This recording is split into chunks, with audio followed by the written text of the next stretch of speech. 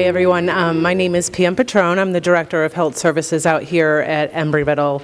I just wanted to extend a welcome to everyone and thank everyone for the collaboration.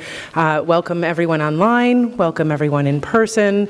Welcome Daytona State College, Bethune Cookman College, Embry-Riddle, faculty, student, staff.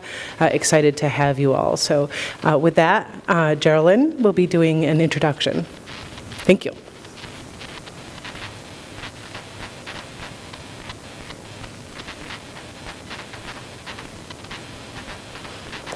Good afternoon, everyone.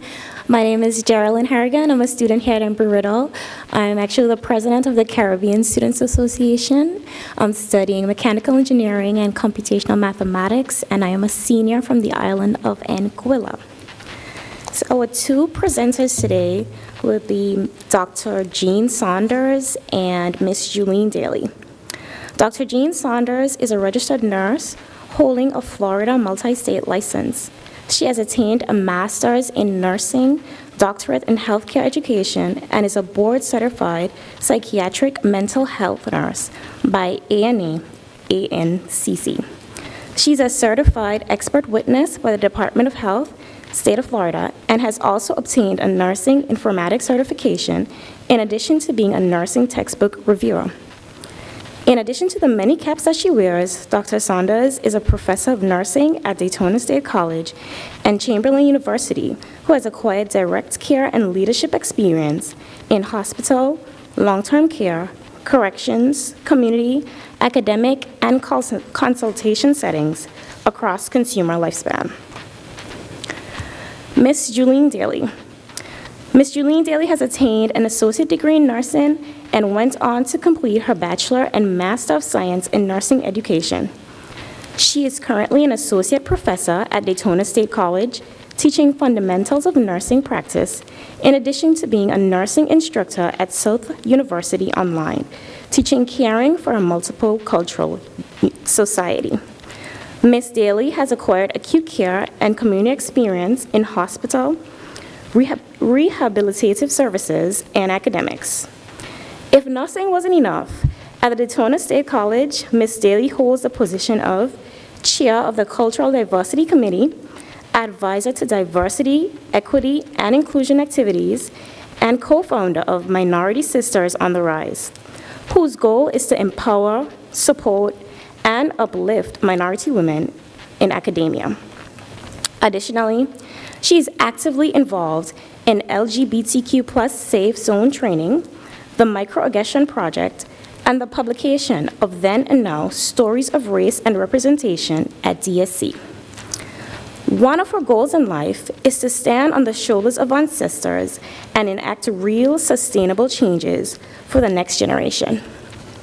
There you have Ms. Juleen Daly and Dr. Jeanne Saunders.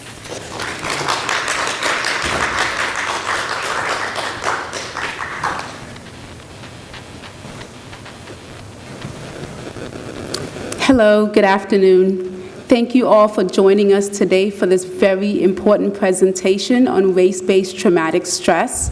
Again, my name is Juleen Daly. I'm an instructor at Daytona State College.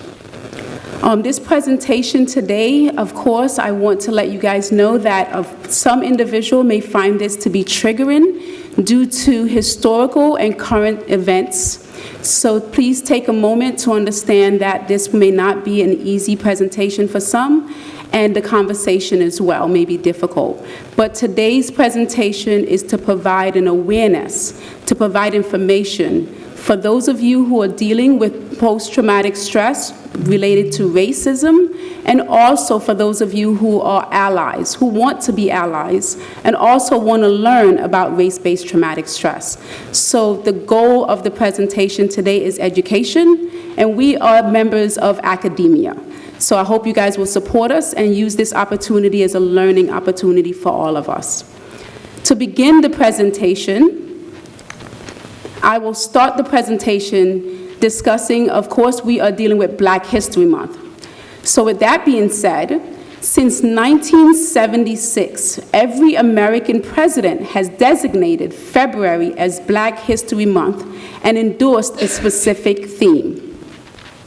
The Black History Month theme is Black Health and Wellness. It explores the legacy of not only Black scholars and medical practitioners in Western medicine, but also ways of knowing throughout the African diaspora.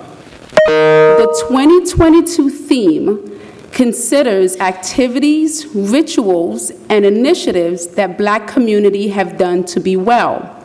And based on that, Black Health and Wellness, this presentation is an example of that. What we are doing to promote health and wellness and an understanding of some of the challenges that we're dealing with every day. So if you would please take a few seconds and take a look at this poll.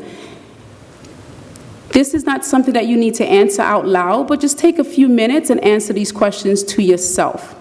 Throughout the presentation, we hope that you'll have a better understanding and also question whether your thoughts and feelings about this poll has changed after or before the presentation.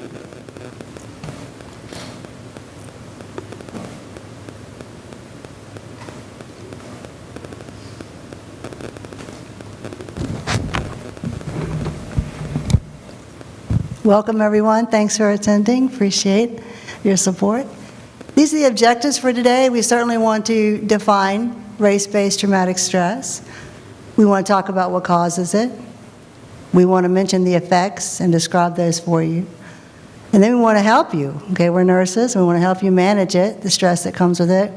And we'll mention allyship and other resources for someone who's dealing with race-based traumatic stress. So the term race-based traumatic stress was first identified by Robert Carter in 2007. But that is not to say that this feeling, this experience haven't been in a part of an everyday life for minorities. He was able to put it in words. And in 2007, he identified that and wrote that it suggests that some racial and ethnic minority individual may experience racial discrimination as psychological trauma, and it may elicit responses comparable to post-traumatic stress. So many of you have heard about post-traumatic stress, but you've never heard of it in relates to racism. So we're putting that in terms. After learning about this, putting a term to what I've been feeling, many of my colleagues, minority colleagues have been feeling, friends and family have been dealing with. It was nice to finally put a name to it and relate it to race-based traumatic stress, relating it to post-traumatic stress disorder. Because post-traumatic stress disorder, people is able to identify that and feel bad for someone that is dealing with that, but they don't have the same empathy for someone that is dealing with racism. So hopefully after this presentation, you will be able to link it and have a better understanding of what some of your friends, your colleagues, and family members might be dealing with. So some of the causes of race-based traumatic stress, and I hope you have a better understanding and see that it makes sense. Like I usually do in class with my students, every time I discuss something, I always say, makes sense, makes sense. So they actually went to Home Office Depot and got me a little button. Now I just press it and it says, makes sense. So everything, it has to make sense for you to understand it. It's not about memorizing, it has to make sense for you to understand it. So race-based traumatic stress is caused by racism, discrimination, prejudice, and social exclusion.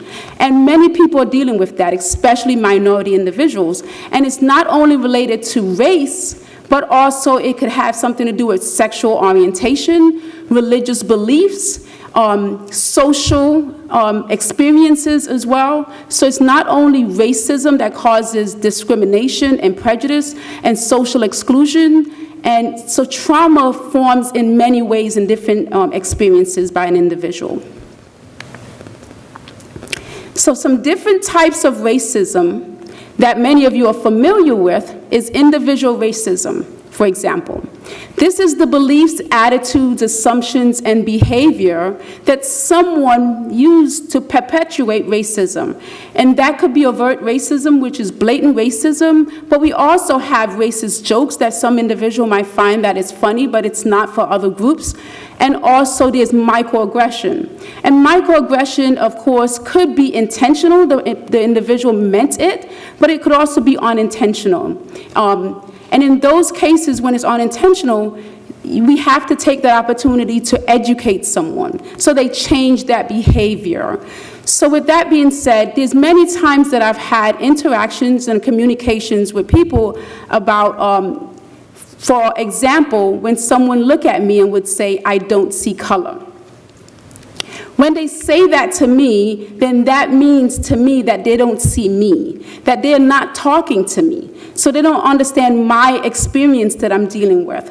I've had my managers and supervisors actually said, "I don't understand racism. I don't understand why people deal with this." So that is also a way, I'm not saying that specifically is microaggression, but that is telling me that they don't understand the pain that I may be dealing with.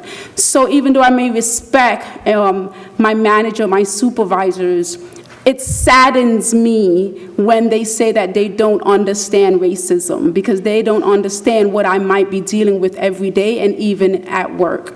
So again, saying "I don't see color" is a form of microaggression because you don't see that individual. Also, if someone say "Black Lives Matter" and another person say "All Lives Matter," that is dismissing an individual, that is dismissing how they are feeling. And they're not saying, oftentimes, the majority of the time, they're not saying that all lives don't matter. They are saying that Black lives matter. So with that being said, you have to think about it in that context, because for a group to have to say all lives matter, to even begin to have to say all lives matter is a problem. If a group have to walk around and say all Black lives matter, from the very beginning there was a problem to even get to that point. So to have to explain that is very difficult. We have things in our nation and in our society for animals that are being extinct. We have signs that say you cannot kill a specific group of animals. But we are watching every day that a specific group, a racial group, that is being killed, and we have to say Black Lives Matter, and then someone would dismiss that and say all lives matter. As a nurse, all of my patients' lives matter. All of their lives matter. But I also have to know which patient that I need to take care of when they are dying. So if I have a patient that is having a lot of pain, and at that moment I am having another patient that is coding, they're not breathing, their heart stopped, I need to focus on that patient to save their lives. That does not mean the other patient with the pain, life does not matter. So it's systemic racism and institutional racism that incorporates policies and practices in organizations that affect specific groups. Again, that could be intentional or unintentional.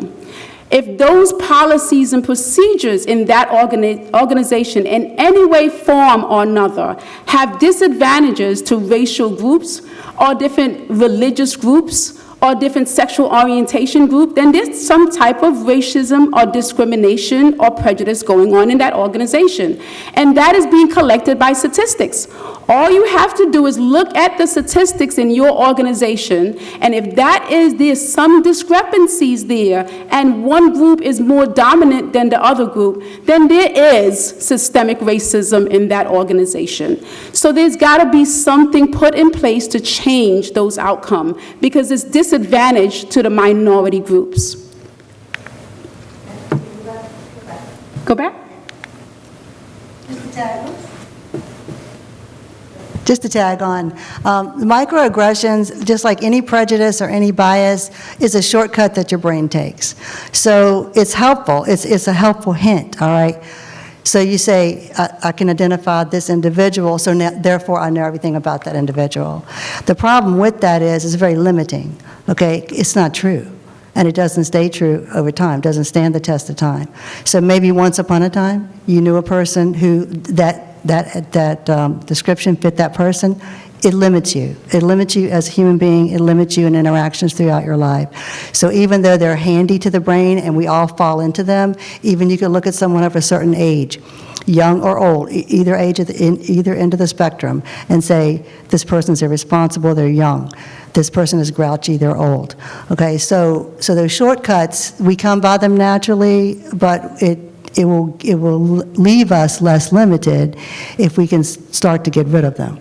Also, in an organization, sometimes the person who's new to your organization will show the most insight. And they may come in and say, you know, your team is not very diverse. If defensiveness is the first emotion you feel when you hear a comment like that, you probably have some looking at self to do. So we need to pay attention to our own emotional responses when people bring their emotions to us. The way we respond, if we feel like we need to guard ourselves against someone's comment, it's probably because it hit some sort of nerve and it hit the mark. So we all know right now that we are in a pandemic. And being in this pandemic is also, I've identified that different racial group is being affected even more than other groups. But again, this has been the case for many, many years. So the pandemic has even made it worse, has even shown light on a lot of things that's been happening to different racial groups. And because of the pandemic, we've identified here that because COVID has affected African American, Blacks, and Asian American has experienced some negative effects of racism, and due to the pandemic as well, has made it even worse. So there was a survey by the Pew Research Center that asked, people acted as if they were uncomfortable around them. And the statistics were higher in Asian American, and this also is due to the pandemic. But as you can see, the percentage is also higher for Black. And that has always been the case for generations as well. So again, there goes another question, the next slide right here, the next column, which says subject to slurs and jokes. Asian American has increased in those numbers as well because of the COVID pandemic and what's being said about them in the media. But again, as you can see, those numbers are also high in Black Americans or Black people as well. And this has been going on for generations. If the pandemic did not occur, those numbers would have sustained high for Black people because it's been hundreds of years that Black people have been experiencing these things. So to understand race-based traumatic stress is to really understand a statement that makes sense to a lot of people, is a person's perception is their reality. What a person is feeling, what they're experiencing, that is their reality. An individual experiencing racism is very subjective, and they do not need to confirm or validate or prove to someone that they are experiencing racism. Their perception is their reality. And they're the one that's dealing with that racism. They're the one that's having that experience. They're the one that's having that feeling and those emotions. So they do not need to prove that to anyone else. Which the individual needs to do is to understand it or try to understand it. It's, again, I'm going to put it in the terms of being a nurse. When my patients say to me that they are having pain, I have to believe that. I can't say to them, prove to me that you're having pain, and that's when I'll give you your pain medication. If they say that pain is 5 out of 10, that's what I have to believe. If they say it's 1 out of 10, that's what I have to believe. And I need to support that. Because I see that patient is laughing, that they're talking on the telephone, does not mean that they're not having that pain. And it does not mean that that pain is not excruciating or to a level that that they say it is. It's 8 out of 10, but they're on the phone and they're laughing and they're talking. No, it could just mean that they have learned to cope with that pain. They've learned to ignore that pain. And what if they're on the telephone at that time, then that pain is distracting to them because they're finding ways to distract themselves until they get that pain medication. So a person that is dealing with racism, they do not need to have to explain to you, to show me how that individual was racist towards them. Their perception is their reality, and in one form or another, it is affecting them. That is why they are saying that they're having these experiences.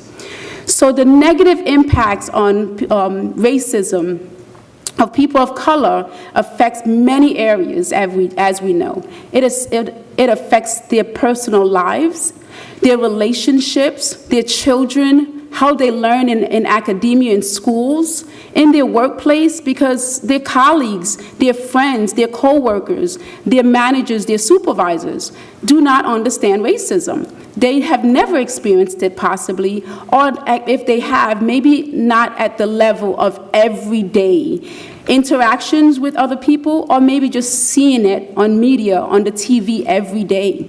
Or in statistics, in a book from elementary school that you're reading about, constantly saying your race is at the highest number in all of these areas. And again, where are those statistics coming from, whether it's true statistics or not, it is also affecting the group emotionally as well. In their workplace of worship, and as we know it in healthcare, the disparities in healthcare is dire. And as a registered nurse, my goal is to change that with my nursing students, help them to understand the most vulnerable population need them. Every patient in the hospital need them, but their goal is to focus on trying to change the next generation and to change those individuals, because that's what healthcare is. To change the most ill, to try to help the individual that need them the most. And that include all of their patients, but they also got to be able to identify which ones are critical. And so race-based traumatic stress is also an area that we need to address. And we also need to understand it's going to be affecting everyone that we're interacting with.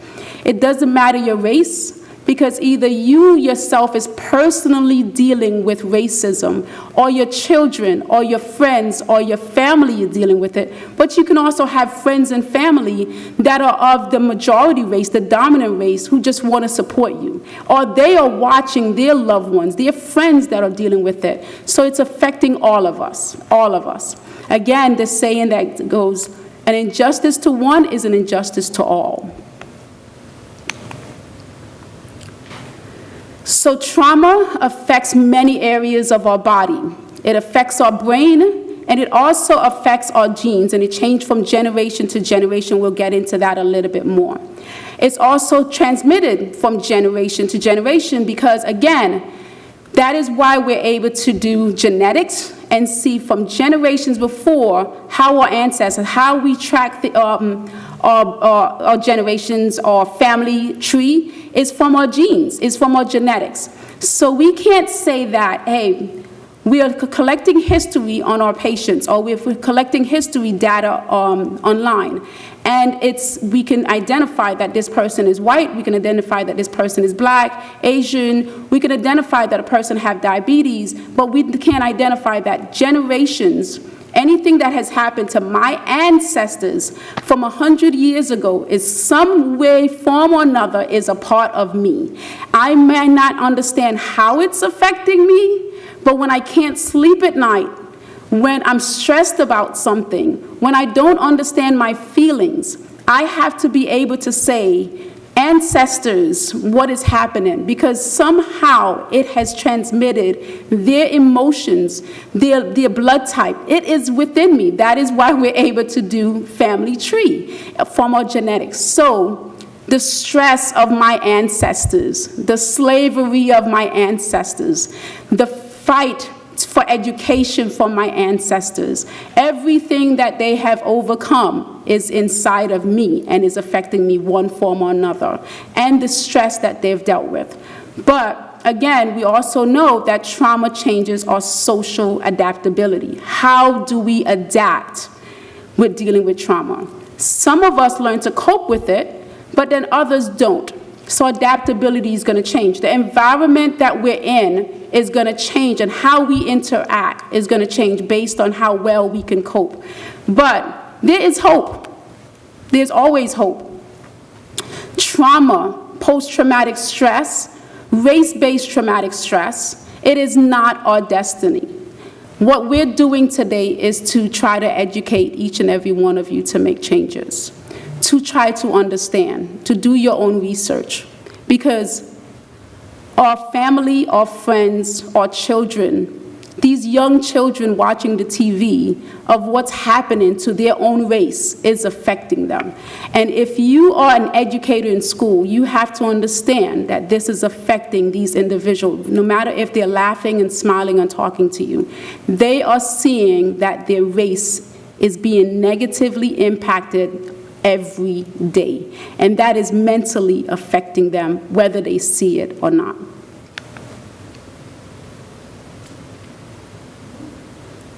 Very powerful. These are the physiological effects of stress in the body, probably known to most of you. Also in the former slide was abbreviation ACE, which is adverse childhood events. And those are things that happen to all of us. They happen when you're pre-verbal. They happen when you're pre-literate. They happen when only your mind remembers it and your body remembers it. You have visceral memories. And sometimes children tell what's happened to them, or they want to talk about it, or they want to get explanations, and they're told, don't say that. Shut up. Don't talk about Daddy Bill like that. And so, but feelings don't go away. Okay, they go somewhere. And where they go is a stress response generally. So some things that have happened generationally or in childhood, they're still a part of you. They're still a part of you until you recognize them. These are physiological effects, and as you can read, but also fight or flight response. Okay, that's going to get your resources pulled up, ready to do one or the other. Cortisol levels go up, which is going to increase blood sugar and blood pressure. Heart rate's going to go up, which is going to burn oxygen and leave you fatigued and tired and sleepless. Gastrointestinal problems are going to compromise your nutrition. Muscle weakness, bone weakness, compromise your mobility. Sleep disturbances, headache, all lead to fatigue and lack of energy and lack of your role performance, whether that be your workplace or your role in your family. It's going to be harder to do and may cause you to abandon the role altogether for lack of these resources. And to elaborate on this a little bit more as well, an increase in cortisol level, like Dr. Saunders stated, increase your blood glucose level as well. But that blood glucose level, as we all know, African American is at higher rate for diabetes as well. The glucose level, the cortisol level is increased under stress.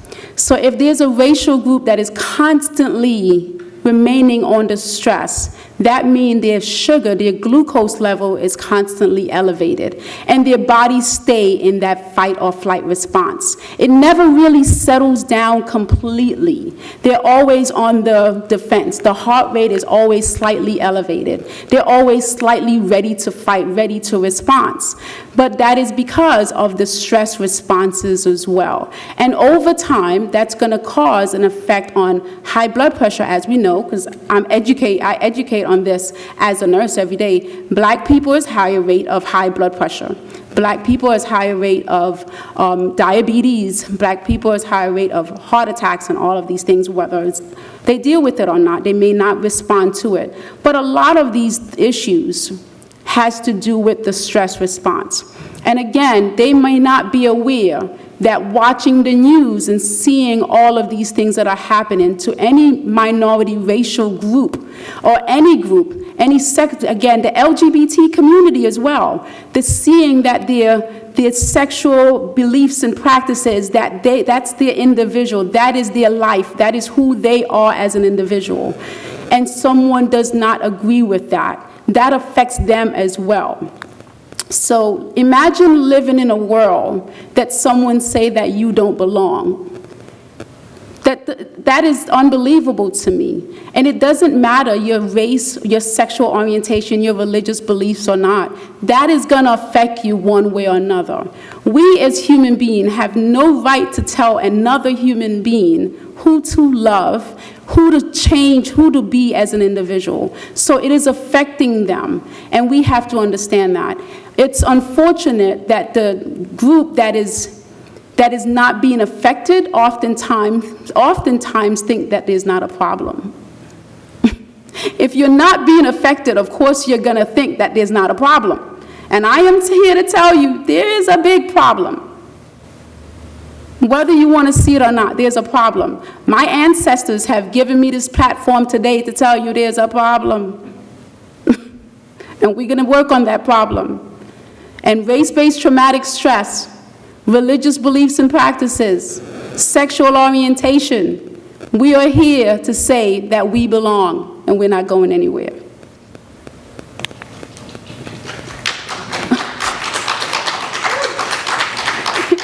Thank you. So again, not all wounds are visible. The pain that we're feeling, it is inside of us. We have to deal with emotions. We don't have to explain that we are in pain. We just need to say that we are dealing with something. I am here smiling and talking with you. It does not mean that I'm not dealing with something. But we want you to understand, some of us are dealing with it more than others. We're at work, we have to take care of our students, we love our jobs. But our students are also dealing with the stress. Some of us are more privileged than others. I am more privileged than others. My children are more privileged than others. If you don't know my background a little bit, I was born in the Caribbean. I never heard the N-word until I came to America at 9 years old. Never heard it. Didn't even know what it was because I was the dominant group in my island. So dealing with this again, and then moving from New York in the Bronx and coming to Florida, different lifestyle. The Bronx have a whole mixture of people. So diversity and inclusivity has been a big part of my life as well, because I've been excluded as well. So again, not all wounds are visible. So we need to understand and at least have some type of grace, some type of support to at least say to the individual, I may not be able to see your wound, but I can help you heal it.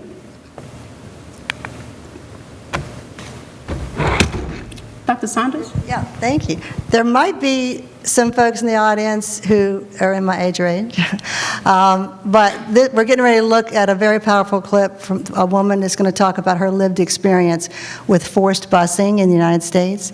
In the 60s, there was legislation, federal legislation, that schools were to be integrated. And it was sort of put out there that, because schools were segregated, for some folks that don't know that. So there was white schools and black schools. So the government said, no, we have to integrate public schools. So what they thought was that people were just going to do that. That people were just going to start swapping schools or moving neighborhoods or whatever. But neighborhoods didn't change, and so public schools didn't change. And in 1971, and I was there, in 1971, forced busing came out as a new rule to get this accomplished, because we've been dragging our feet since 1965, and so now we need to get it done, and here's how we're going to get it done. Wherever you live, you're getting on a bus and you're going across town to another school so races can mix and mingle, and now we can call ourselves integrated. So I happen to, this will rely on my age, okay, I happen to be a senior in 1971, and the seniors in Richmond, Virginia, the capital of the Confederacy, okay?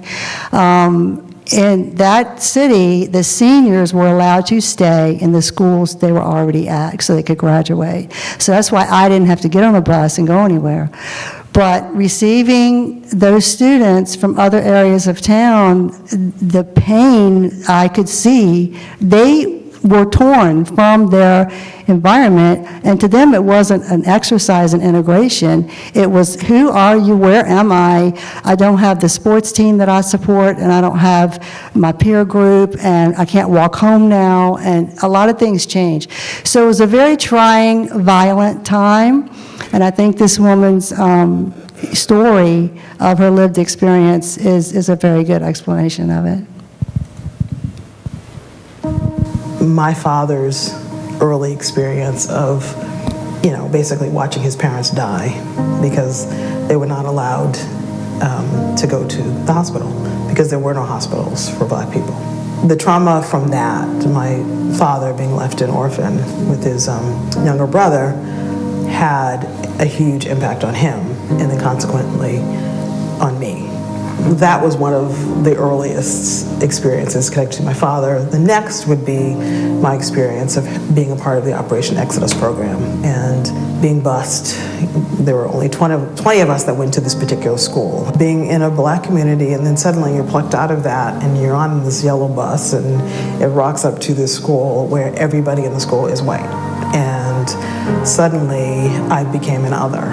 And so I was often accused of cheating. I was often shamed in front of the class. I experienced just repeated incidents, and my sister, who's a couple of years older than me, experienced even more. My brother, Saladin, was assigned to Hyde Park High. There were everyday protests, and people, white folk, men, women, children, standing along the side of the road, swearing, throwing rocks, and the kids having to go through that every single day was extremely traumatizing for them. My sister-in-law tells a story of being on the bus and sitting next to a girl when a brick came through the window, and the glass hit the girl in the eye, and there was a real fear, as blood streaming down. She's traumatized watching this. That was the kind of thing that the students face every day on their way to school and coming back home. So there were white students who were actually attending the school. They did come to school, and there were constant fights that would erupt, and the police would have to be called in. It was chaos in the schools. And in other communities like South Boston, where early on, like, the white students just refused to go to school. Charlestown was the same thing. Those kind of things really affect, like, one's perceptions of self, of other. Am I able to trust white people? You know, we're talking in the 70s, and now we fast forward, it's 2019. And what are the ways in which things have changed, and what are the ways in which things are still the same? In some cases, it's not a brick, and it's not a rock, but it's a word. Anyone who's lived long enough, we've heard that before. We've seen it, we've experienced it. The more things change, the more they stay the same, and that's sad. And it's sad when it's not just in the world, but when it's in the church. I came away with a sense of racial trauma, of not feeling secure about who I was as a black girl. Did I actually have a hope in a future? Those things were in question. And so in that school environment, I learned that there was something inherently wrong with me. And no amount of whatever, education, et cetera, was going to fix it.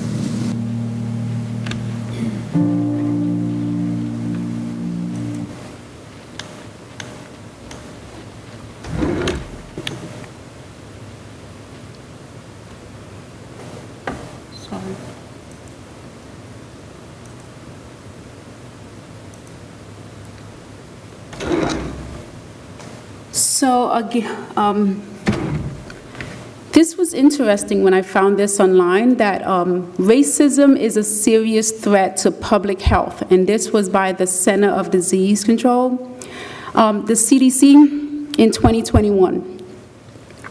And the reason why I found that interesting is because in 2021, that statement was written. Not to say that it wasn't written before, because I'm not sure, I'm not aware of that, but racism is a serious threat to public health. Yeah, I think so. I could have told you that. It's been that way for a long time.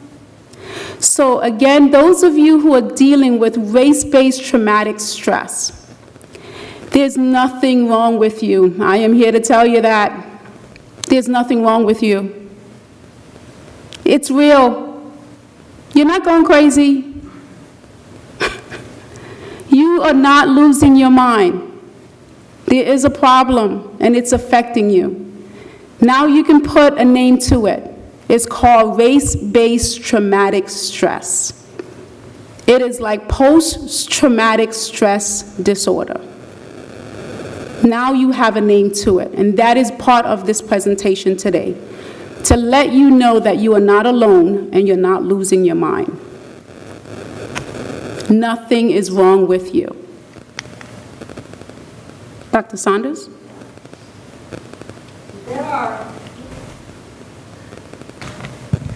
There are reasons and conditions that determine how healthy we are overall. All of our total health, mental health, physical health, emotional health. And we call them the determinants of health.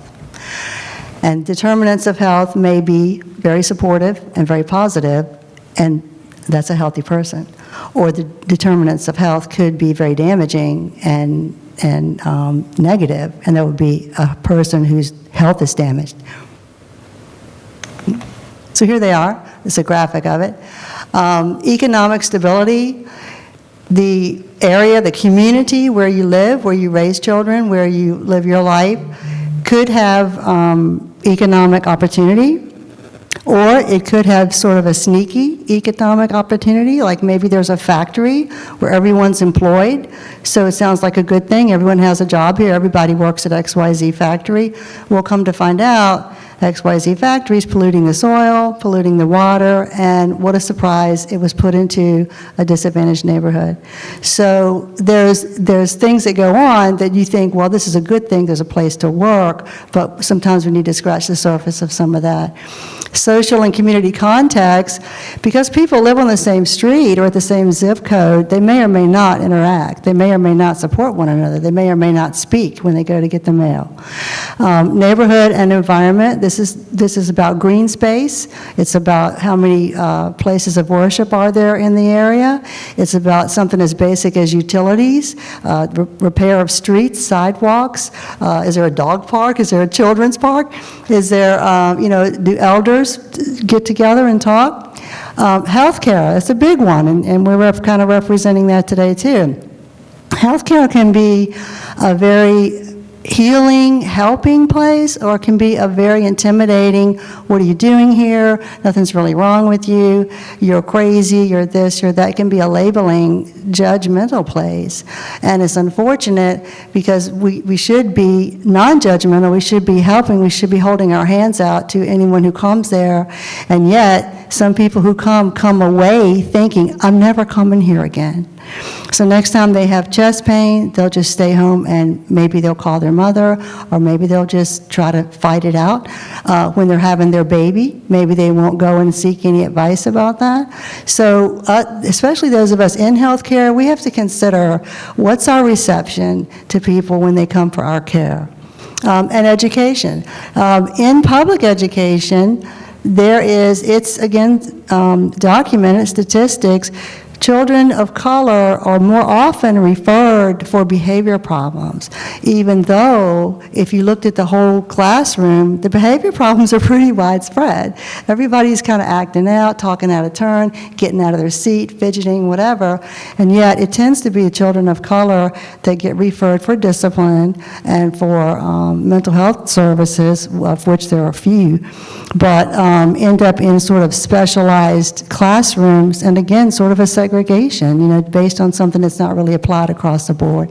So these things could all be supportive, and that would be a healthy person, or these things could be negative and harmful, and then that's a person that's struggling with their health. So we're going to look, on the next slide, we're going to look at a measurement scale, and there's lots of measurement scales in mental health, and this is just one of them that we're going to look at.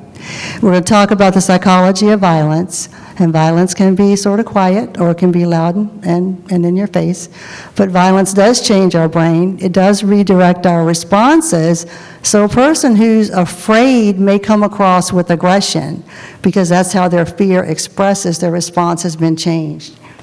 It changes the way we interact with the environment through the social determinants. A person who is experiencing and living with violence is constantly afraid. They're constantly in fear, which means they have hypervigilance, meaning they're always standing guard. It's very draining. It pulls all of your energy to be ready to fight or flee at any point. This is one of the scales, the one I was going to talk about. There are many. This particular one is a discrimination scale. The reference for it is at the end of the presentation.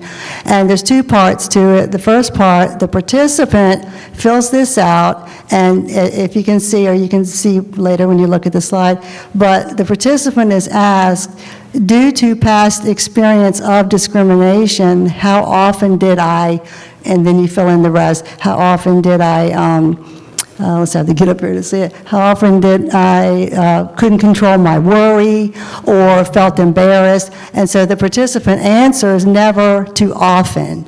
Okay, and then the next page has a second part to it. And so this discrimination scale is evaluating and gathering data on race and ethnicity, gender, sexual orientation, social class, religion, and age. So these are things to collect data on for discrimination. So now this is just an overview of this one, but where we're actually going with it is these categories. These 4 categories is what we're looking at, and these 4 categories is what the discrimination scale tells us. That the 4 components are uncontrollable hyperarousal. So someone is ramped up all the time. And like Professor says, it's not necessarily that they don't look collected, they don't look calm, they're not doing their job. They still are ramped up emotionally, and it's burning their energy. They feel alienated, okay? They're like a stranger in their own land. They feel alienation, which is troubling and disturbing. They tend to worry about future negative events. So when people feel under siege all the time, they worry about what's coming next. And it's very difficult to not perceive other people as dangerous. So it's hard to feel comfortable, and it leads people to want to really sort of hoard their own safety among other people who they feel like they can trust. So what to do about it, okay, how to manage it. And the first goal, and we say this to our students, you're your first patient, okay? What do they tell you? Everybody's flown on an airplane maybe, right? Okay, what do they tell you on an airplane for safety? Place your oxygen first, right? Okay, so it's good advice. Self-care. Self-care is where we want to go with it, which is something as basic as hydration, nutrition, activity, and sleep, very basic, or something more elevated, your spiritual development. But let's don't discount anybody else's experience, and we've said that before already today. Let's don't discount anybody's experience. To understand how racism might influence someone's behavior. If you're questioning someone's behavior, question a little more, go a little deeper, consider what else might be going on. And I want to ask Juleen to tell us her personal local experience. We were preparing something one time together, and we thought, let's look locally and see what mental health professionals are out there to specifically, and let us know what your experience was. So this is actually our second time doing this presentation on race-based traumatic stress. We actually did this presentation at Daytona State College last year in honor of George Floyd's anniversary. And before that presentation, what I did was called mental health counselors in Volusia, Flagler County and asked them if they were familiar with the term race-based traumatic stress. Because to be able to do the self-care and to have some type of counseling healthcare professionals that's able to understand the stress that you're dealing with.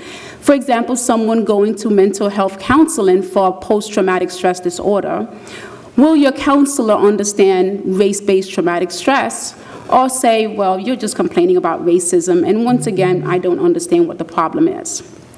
So I called multiple mental health counselors in Volusia, Flagler County, and actually was very dismissive. So if I was an individual at that moment that was dealing with that trauma and needed that support, the majority of the mental health counselors, I'm going to say majority because there was only one person that I found that actually said that they're familiar with it. So every mental health counselor that I called in Volusia, Flagler County turned me away and said they're not familiar with race-based traumatic stress. So in that case, as an individual, individual of color, a minority person that's dealing with that, Now that they understand that there is a term for it, or before they did not know the term for it, where do they seek help? Who do they get help from? Which counselor do you send them to? And what is the conversation with you and the counselor if the counselor is looking at you and saying you're just complaining about racism again? So calling around was very discouraging because there's no support. And that is why also, if you do your research, you will identify that the suicide rate for minority, for people of color, especially black, is increasing. And the term itself, race-based traumatic stress, these mental health counselors have dealt with post-traumatic stress. So to add race-based traumatic stress term, they should have been able to understand what I was seeking. And unfortunately, they turned me away. So, this presentation today, I am asking each and every one of you to please share the term, share the research, talk to mental health counselors. The American Psychological Association says racism is a mental health problem that needs to be addressed, but the mental health counselors are not aware of it, and that is unfortunate.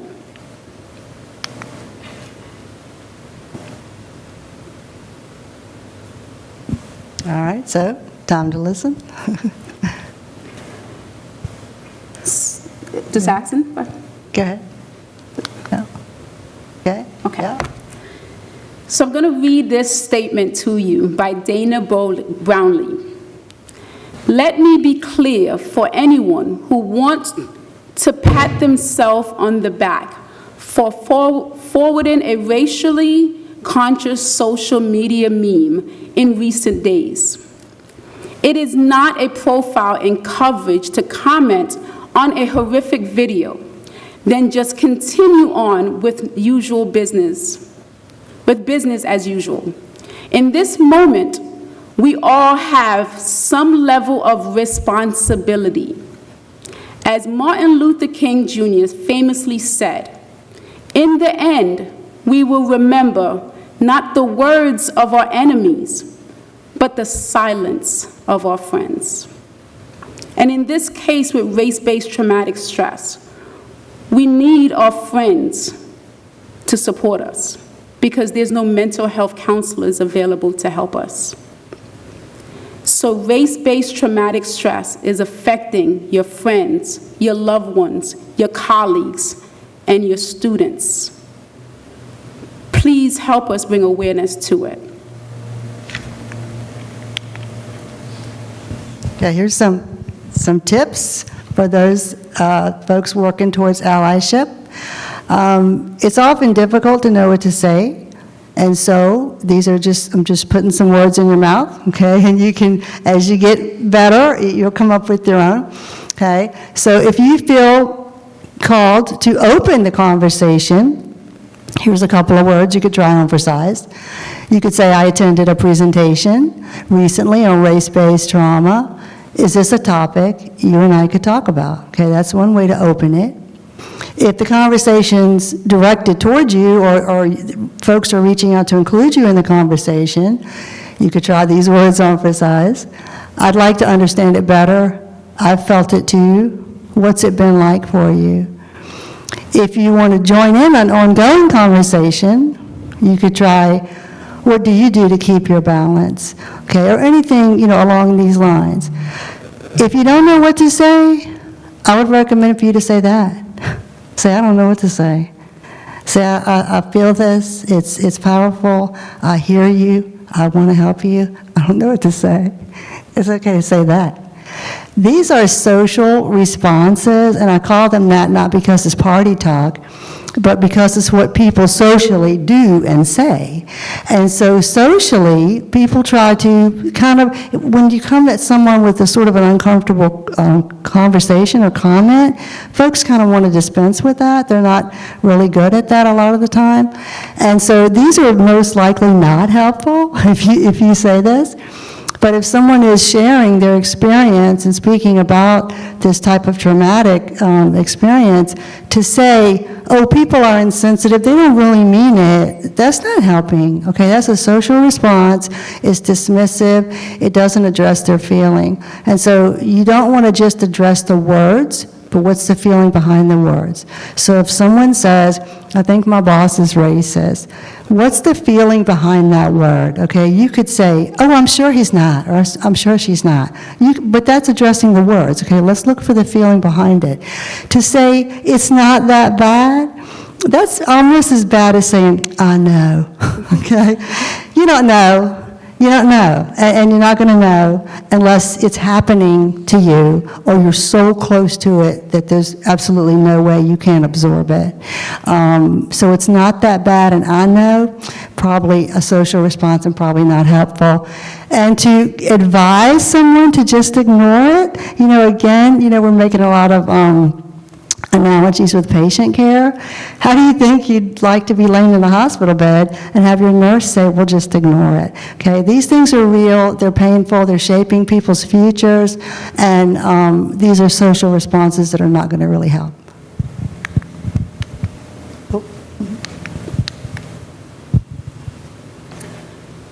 So we just want you to take a few minutes and take a look at this.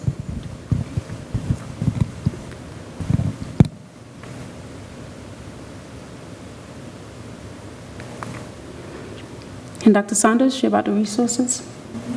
Yep, these are the resources. Just talk it out. These are the resources that we have available for you right here and now. We did find some updated mental health support. Again, I have to say it's not local. Okay, but these are all, we tested all of these, and these are all available, and you can customize what your needs are. So those are all up to date for you to reach out or to share. And the inclusive therapist, that was a good one that I found, that you can actually put a lot of information in there to help you seek the specific counselor that you're looking for. And the emotional support that says Text Steve, I was actually just recently watching the women's movement for Emmett Till, the movie on Emmett Till, and at the beginning of the movie itself, the documentary, it actually has the information that says Text Steve, and that is for culturally trained crisis. So I added the information on here, which was really great. So we try to find as much information as possible to help you seek mental health counselors. But again, there's limited mental health counselors out there that is aware of race-based traumatic stress. So in these cases, as friends, as colleagues, as people in academia, again, we need to show support for our students, our colleagues, and we also need to educate those in leadership. It's really sad. It really saddens me when I'm talking to colleagues, when I'm talking to leadership, and they would say to me, I just don't understand racism. I don't understand why people would do these things. Unfortunately, we don't understand it, but again, we have to at least realize that it is happening. So we have our friends and our colleagues that are dealing with a little bit more stress than some of us are, because some of us are in a position of privilege, and privilege comes from many things. This is, again, I'm in a position of privilege because I have my education, I have a family support and stuff as well. So there's different levels of privilege. So, but as well, we have students that are dealing with stress at home that we're not able to. Look at the minority communities. When you go into some of these communities, there's barely sidewalks. Look at the different communities that you go into. When you go into a community, you can see walkways, you can see bike trails, you can see parks, and then if you go into the minority communities, they don't have that. So there's a difference with race depending on where you live at. There's parks that's not available to minority groups. There's healthcare that's not available to minority groups. There's the criminal justice system that is affecting minority groups. For every day to be dealing with race-based traumatic stress is not the same stress that some of us are dealing with when we're worried about, oh, I can't get to the grocery store today. This is a life and death situation for many of us. And every day the stress, that cortisol level is high, and we cannot control that. And it's not the same stress that some others are dealing with.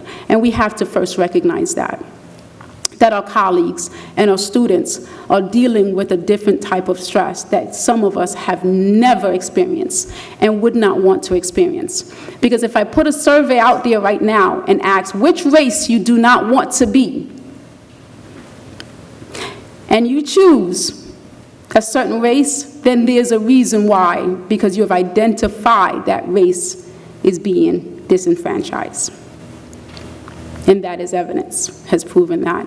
So we're here today to ask, to educate, to empower you, to plead, to help those in need, to change what's happening in our criminal justice system, in our healthcare system, in our education system, in every area that we have some type of privilege in. And this is an opportunity for you to share your experience, questions, or comments.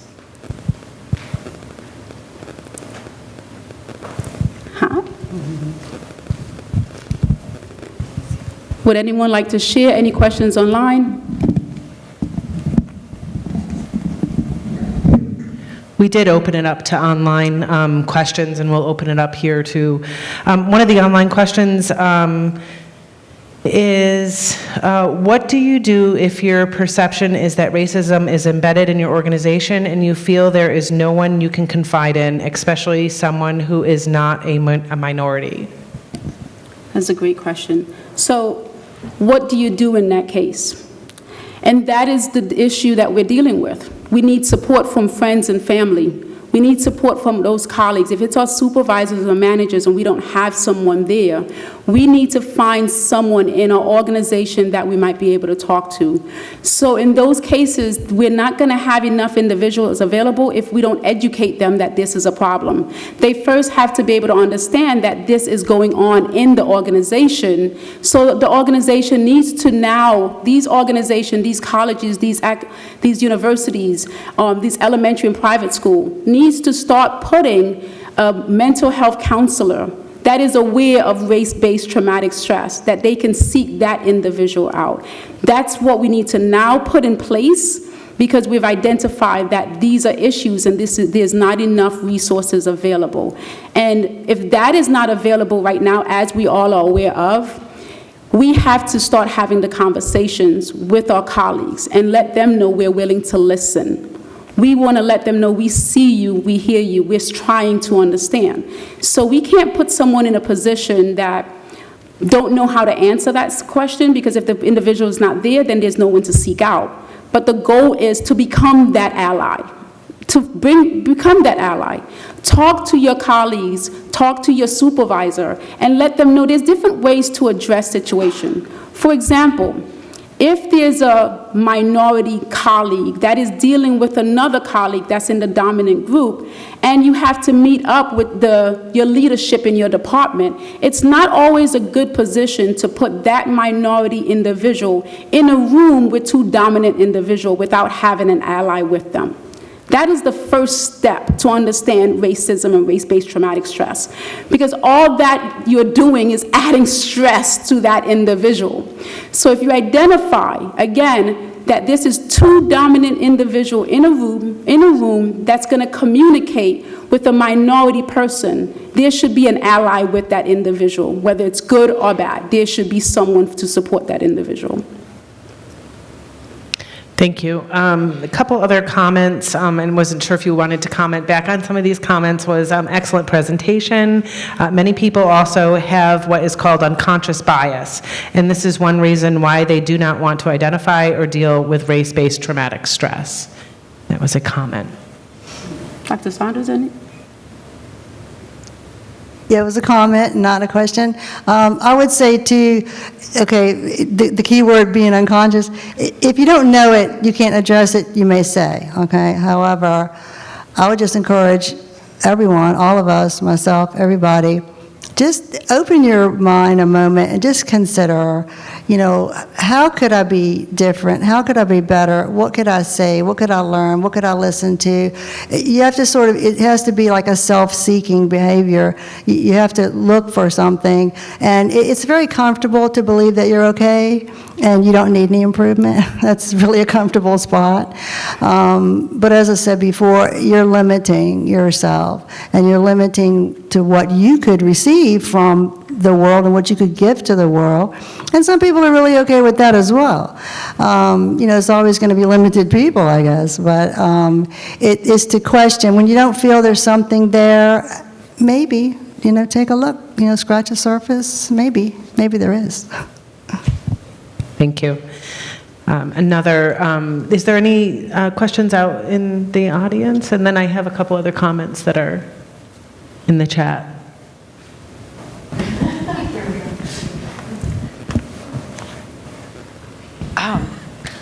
I don't know that it's a question. I mean, I'm questioning myself. Yeah, fabulous presentation. It should be required for everyone to see.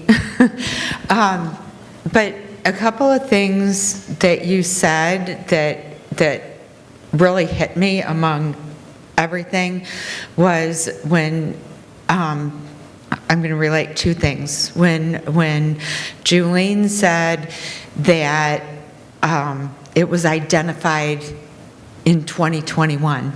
I mean, I don't remember exactly what you said, but that, oh, we realized it's a problem in 2021. And maybe they did before, but I didn't find it then. Right. But then what Dr. Saunders was saying about the words, how, like, I don't know, it feels like we focus on the words, and what you said was focus on the feelings, and that, like, for some reason just really struck me, because I think a lot of the challenge in all of this is that we don't have the words. Like, we find ourselves in situations that we're so afraid of saying the wrong thing or someone going to interpret it. But if we can just sit there and feel with people, you know, maybe there's a space for just feeling as a start. I mean, there's so far we have to go. Mm-hmm. That's. Yeah. Oh. Hello, okay. My name's Megan. I'm an adjunct at Daytona State. One of my questions is, there's a lot of entertainment like movies and music and comedy that addresses race in a humorous way. And sometimes, I grew up in New Smyrna Beach. I was pretty much the only brown girl all the time. And sometimes it's a hard time to find where you draw the line. So I love humor. Humor makes life easier when it comes to hard times, but how do you draw that line from any and everybody has access to movies and films and music, and we all love it, and we all laugh, and they use terminology that could be racist. How do you draw that line to where a lot of the time you get questioned, why are you being so serious? It's from a movie or it's from a song, and you all say that word in the movies or in the songs. How do you handle that as a human, I guess? It's a very good question. I'm going to borrow from the variety show and say, that's a no for me. Okay. So that's what you say. You say, that's not funny to me. Okay, that's a no for me. That's not working to me. That's not working for me. That's hurtful to me. I don't support that. I don't believe that. It's not okay. And those are the things, but it doesn't occur to us really to say that because we kind of feel outnumbered.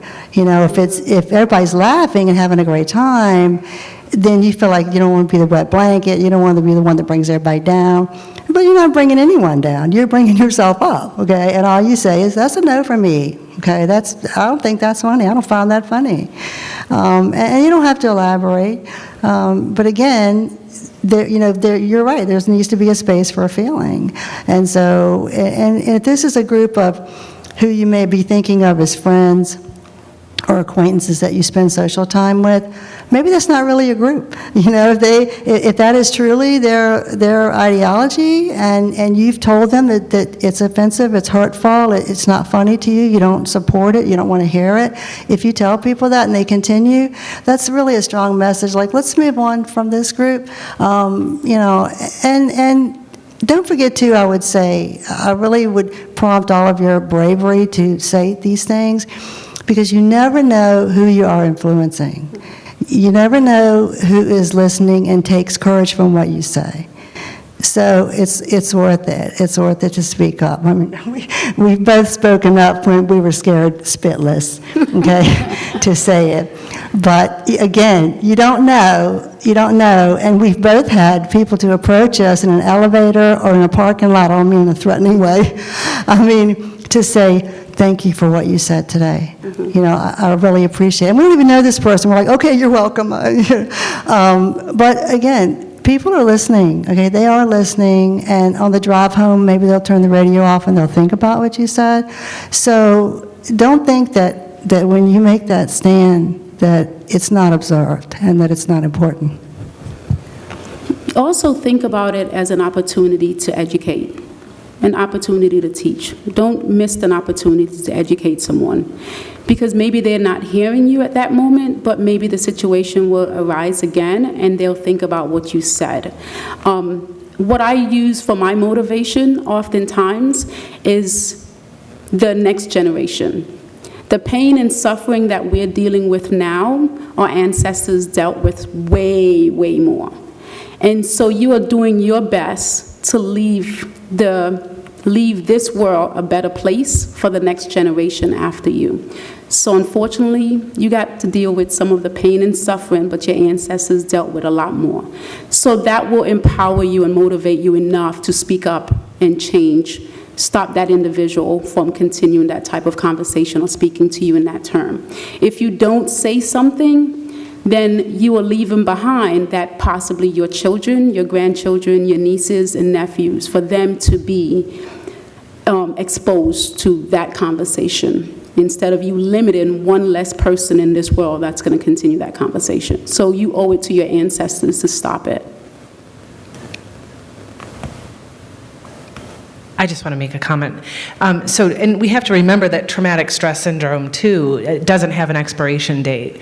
A lot of mental illness, or it has a common time frame, but traumatic stress syndrome does not have an expiration date. So just wanted to mention that. Thank you for saying that, definitely. Yeah.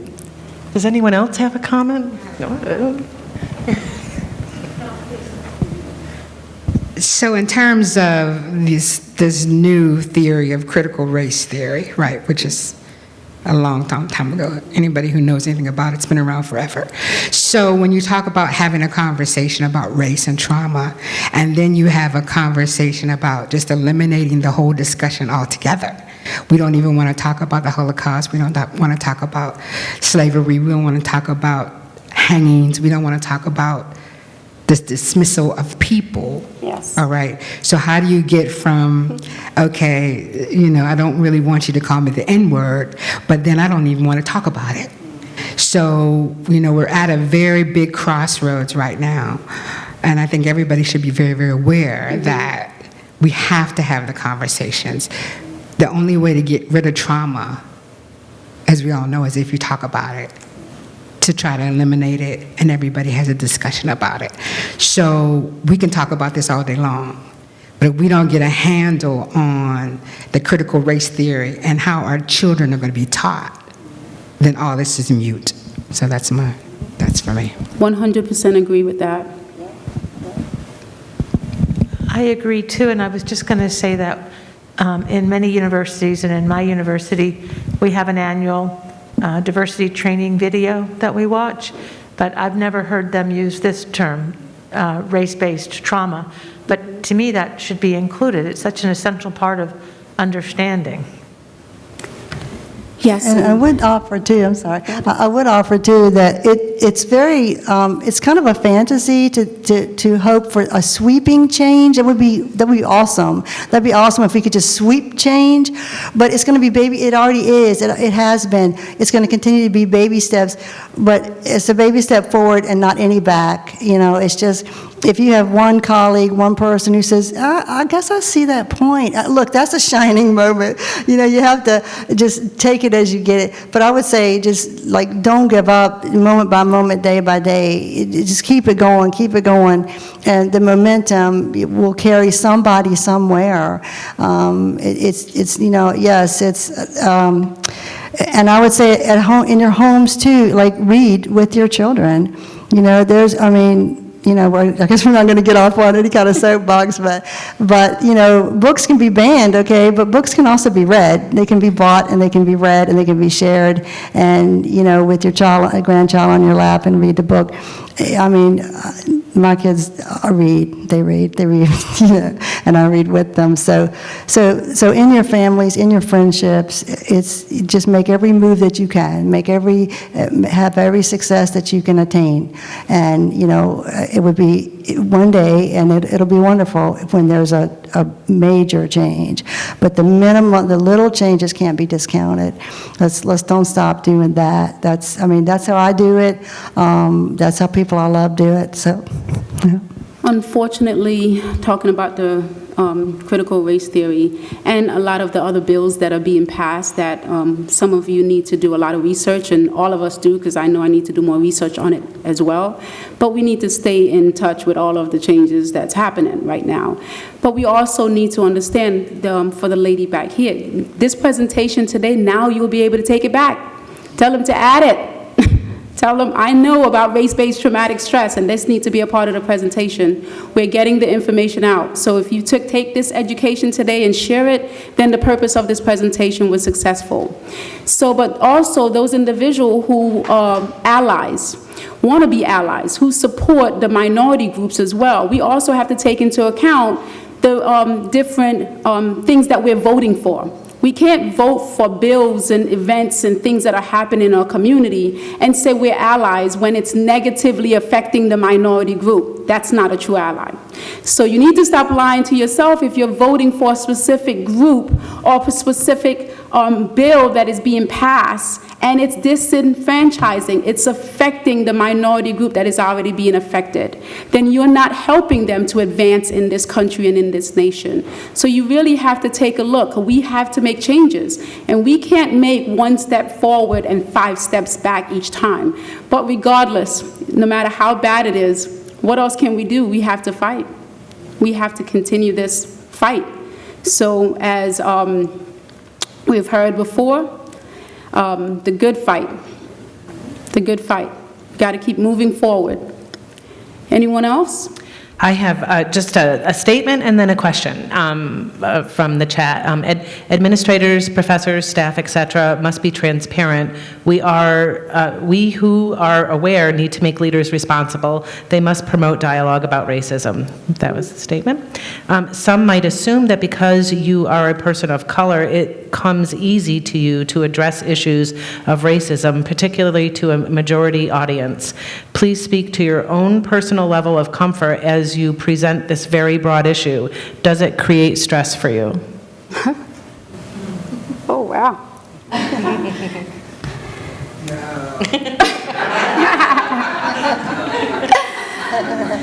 Okay. Yes, it does. Yes.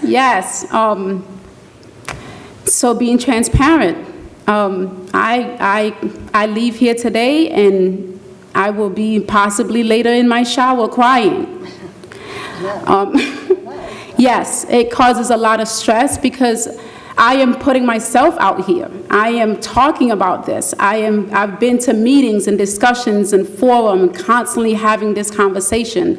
I have sleepless nights. I feel my heart rate is increasing. I feel my cortisol level. I pray to God I haven't developed diabetes in the past couple of months. But yes, I have definitely been dealing with a lot of stress and have been dealing with stress. Watching these television shows, watching young children, watching people that look like my children. My 17-year-old son is 6'4". And he is 17 when he started driving, worrying about him being pulled over. Can't sleep at night. And this is every day, but still having to go to work and take care of my students and smile and laugh. And also having to go to my administration in my college and having discussions about race-based traumatic stress and trying to support my colleagues as well. And my minority sisters. I started Minority Sisters on the Rise at Daytona State College. And that is also to empower and support and inspire minority women. Because we, minority women, is who is carrying these pearl necklace is a weight that's pulling us down. It looks cute, but it's heavy. It's heavy because we are carrying that burden as well. And we have to continue to make sure that our children and our grandchildren is able to survive in this world. And so yes, I am here talking today, and I'm very stressed as well, but what else is there for me to do? I wasn't a part of the 1960s, and I wasn't running away. I wasn't a runaway slave. My ancestors dealt with that. This stress being here today talking to you guys is nothing compared to what my ancestors dealt with. So if this is what I have to do every day for the rest of my life for my children and my grandchildren to have a better world, I will continue to cry in the shower every night if I have to, but you will see my face out there. Thank you. One more question from the chat. As a person of color, I'm afraid to articulate my concerns at my workplace. How do I overcome that fear? I often craft my words carefully in fear that there would be some negative consequence for my defending myself or position or something I feel strongly about. Leave. Thomas answer. That's a very good question. Can I say something? Yes, of course. I'm going to say the way to at least start to overcome that fear is that ally, is having someone with you when you go to that meeting. If you're having a one-on-one meeting with your administration, your supervisor, hopefully the organization put an advocate for you, or you can ask for an advocate to go with you to that meeting. So one step at a time, you have to start building that courage by first just saying something and saying, I disagree. Let's agree to disagree, but slowly start to build that courage outside of the workplace, maybe with friends. Maybe you're not doing it with friends and family. So start building that courage, and each time make that extra step. Like as children and babies, you can't crawl and then all of a sudden started walking. Start doing it on a personal level every day and start building that courage. But you have to start speaking up for yourself. You have to start speaking up for those individuals that's going to be coming after you. Like I tell my students all the time, when it talks about the patients, I always tell them it's not about them. It's not about you. You know, like children, I have students in my class and they're going to be nurses and they're struggling. I said, do you have children? They're like, well, yeah, I have children. I might have to worry about this. And I would say, well, passing this class is no longer about you. Passing this class is about you. It's about the children that is waiting for you to succeed. So you don't have an option here but to pass, to be successful. No, I think it's very, very strong advice. And again, back to the self-protection. You know, protect yourself, gird your loins, okay, put your emotional armor on, and go to the meeting. You know, and get your support person, get your resource person, get your advocate. You have the right to ask for an advocate. You can say, I'm coming to the meeting and I need to bring a support person with me. Or even better, I will be bringing a support person with me, okay? And then you show up with your support person, and it doesn't matter who that person is. They don't have to fit any description. Just that it's a person who's going to witness it and going to hear it and going to be there. And sometimes people clean up their performance in front of others, and sometimes they don't. And especially if they don't own their performance, they're not going to change it at all because they think it's okay. So, but place your oxygen first, okay? Protect yourself first. When you're going into, we talked about hyperarousal, we talked about, feeling alienated and like in a dangerous place. So when you know you're stepping into a dangerous place, which, as Juleen is saying, we do have to step into dangerous places, we do. But when you do, place your oxygen, bring your support person, do a little homework, preface what you are getting ready to say with, I have to tell you honestly, I feel somewhat uncomfortable here. I feel like I'm somewhat prejudged here. Oh, no, you're not. All right, my feelings, I'm sharing my feelings with you. And so this is how, I just want to begin by having that out there. Okay, I'm concerned. It worries me that I'm not being heard for the way I intend to say. So let's start, with that. But take care of yourself. There's not crowds of people out there waiting to take care of all of us. But so we're the first patient, and we're going to take care of ourselves. Thank you. And I want to say, those of you in leadership, those of you that are in leadership, please consider having an ally for your staff and your faculty and your students, if that's not already in place. Have an ally available, someone that is there to support them. It should not be looked at as a bad thing. If someone asks for support to go to these meetings, please support them in one way, form, or another. Just an individual to sit there and be at their side, that they feel as if they have someone to support them. Thank you all for participating in our presentation, and please share the information.